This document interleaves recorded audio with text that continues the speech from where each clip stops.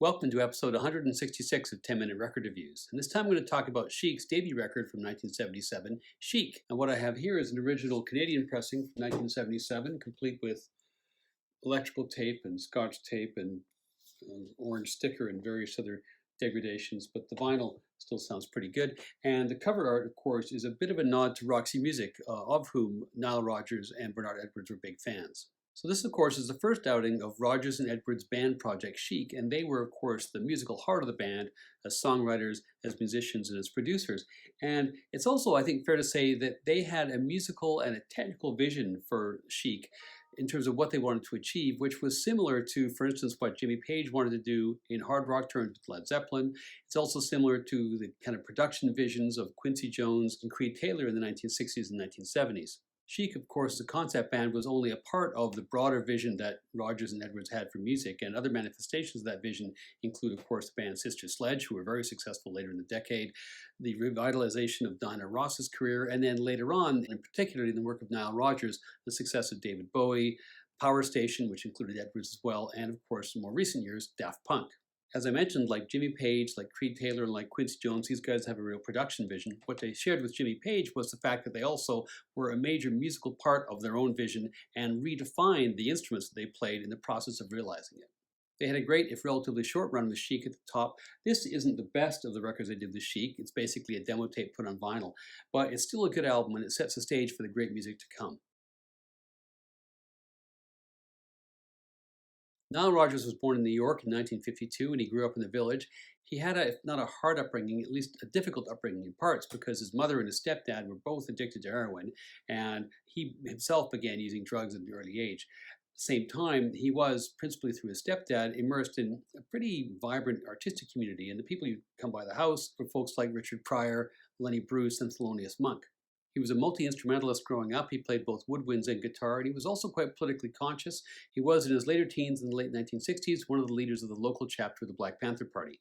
Bernard Edwards was not originally a New Yorker. He was born in Greenville, North Carolina, but he grew up in Brooklyn. He was extremely proficient on the bass. He'd already started to get some session work by the late 1960s, and when he met Rodgers in 1970, he was part of the touring stage show for Sesame Street. They hit it off and decided to form a group called the Big Apple Band. The Big Apple Band performed in a variety of genres, probably best described as a fusion band. And while they had that project going on, Rodgers and Edwards also provided musical backup for a vocal group called New York City. When that group split up, they'd gotten to know the drummer from Patti LaBelle's group, LaBelle, a guy called Tony Thompson from Queens. Rodgers, Edwards, and Thompson decided to join forces in a funk rock band called The Boys. They had a good sound and managed to interest a number of different labels with their demo tape, but when they met the labels and the label bosses found out that all three members were black, there was suddenly a reluctance to sign them, because how could we possibly market a black rock group?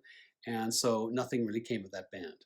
Rodgers and Edwards continued with the Big Apple Band, and they also briefly, in 1976, considered turning themselves into a new wave outfit and did a number of gigs as Allah and the Knife-Wielding Punks, but nothing came of that. Eventually, they decided to turn their efforts towards dance music. Increasingly, with all this experience and really having a number of different avenues both open to them but also closed off for a variety of reasons, Rodgers began to form a concept for a band which was going to be unapologetically, assertively a disco band, but yet a bit of a concept vehicle. Edwards agreed, and part of the inspiration they got was from going to see Roxy Music, who had a very strongly aesthetic sense to their stage performance. Part of this, too, was a name change. They were known still at this time as the Big Apple Band. A guy called Walter Murphy had a big one-hit wonder called The Fifth of Beethoven in 1976, and his backup band was called the Big Apple Band, so that was all the impetus they needed to change to a name which was far more in line with the kind of image they wanted to promote, and that name was Chic.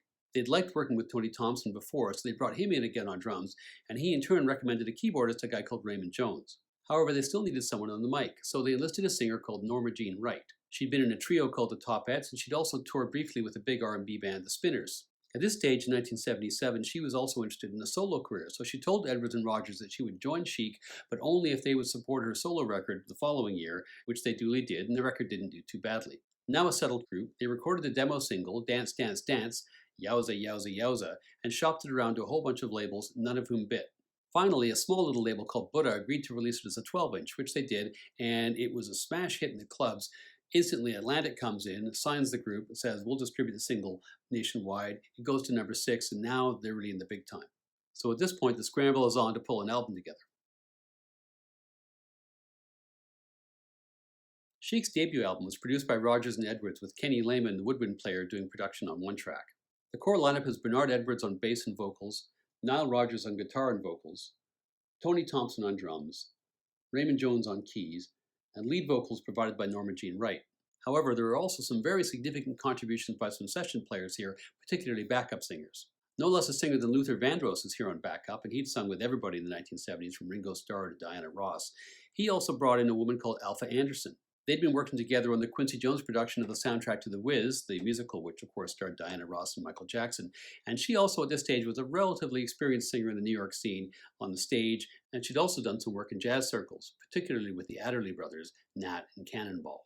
There's tons of other session players on here, really too many to mention, but two that really do deserve mention are George Young on flute and David Friedman on bells and vibes. Shortly after the record came out, the band decided that Alpha Anderson's contributions as a backup singer were so substantial that really she should become a co-lead singer, which she did.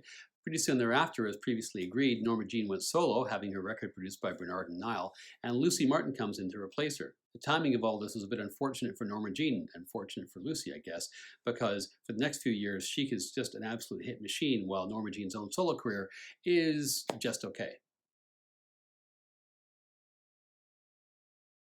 Side 1 starts with Dance, Dance, Dance, Yowza, Yowza, Yowza, which begins with an instantly recognizable disco-flavored beats per minute. The song itself has tons of hooks, including that peculiar catchphrase, Yowza, Yowza, Yowza, which actually has a strange history. It was originally the catchphrase of a guy called Ben Burney, who was a radio personality in the 20s, and it was kind of a sort of verbal blackface, two black crows kind of thing. And what's happening here is that Rogers is basically just reclaiming that racist bullshit and putting it on his own disco record. People have sometimes commented how Chic was, on its face, a highly non-political band, and yet they were, given the setbacks they'd had, unapologetically grabbing the center stage and presenting an image which was a new kind of image. And it's probably no surprise that this band, which was probably at the peak of all the disco bands in terms of their artistic contribution and their ability, got under the skin of all these garden variety racists in music and were kind of at the pointy end of the disco sucks backlash a few years later. The energy of this whole track is completely superb, and for me, the very best part of this whole song is the breakdown where it just gets down to Nile, Bernard, and Tony, with Nile doing what he does best over top. Bit of a change of pace with the next song, Sao Paulo. It starts off with some Brazilian textures, but it's not ultimately a bossa nova tune. It's kind of more straight up jazz funk with a bit of a soul feel, not unlike the kind of stuff that Creed Taylor's CTI label and Kudu Records were putting out around the same time. I don't think you can say this is a disco tune, but you could still certainly dance to it, particularly if you were on a yacht with a bunch of ladies with feathered hair. The melody in this song is quite lovely. It's carried by George Young's flute, and I think this is one of the underappreciated gems of this record. Side 1 concludes with You Can Get By, which is a much funkier tune, a disco-ish feel, and lyrics that Barry White would be proud of, encouraging women, look, if you're in New York, you can make it all happen. You can hook up if you want. You just need a good outfit. The breakdown is big on Nile Rodgers' contribution with his super rhythmic, funky chicken scratch guitar, which can just power you all night, and then every now and then Bernard's bass sort of lurching out from the depths to seize control again. Side 2 starts with the other hit, Everybody Dance, which is another high-energy track. It's driven by Edwards' bass and that great little hook, which you hear first on piano. Keyboards are actually quite an important part of this track, too. There's also this little 6-note riff, which is done on Fender Rhodes, which ties long sections of the song together. When Nile talks about this song, he often refers to the very first record he ever bought, which apparently was John Coltrane's Impressions, and he says that the piano in this song is basically a homage to the piano played by McCoy Tyner on that album. The next song, which I think should have been a hit, is Est-ce que c'est chic, with that sweet descending bass line. Again, very hooky, very catchy. The next song is Falling in Love with You, which is the first ballad on the record. Break out the satin sheets, polish up that medallion because that waterbed's going to have white caps tonight. The song which closes the album is Strike Up the Band, which has pretty generic throwaway lyrics, but it has a really great bass line, which totally saves the track.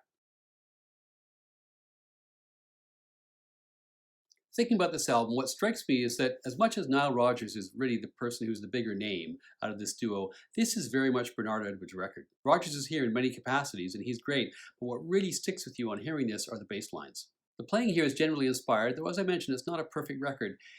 This concept of an anonymous seeming party machine of a band is a great concept and they would get a lot of mileage out of it, but at times the risk is, and it's somewhat realized here, a drift towards slightly repetitious and more generic sounding tunes. However, it's a great start and it's a hint of the amazing things to come. For me, it's 4 out of 5.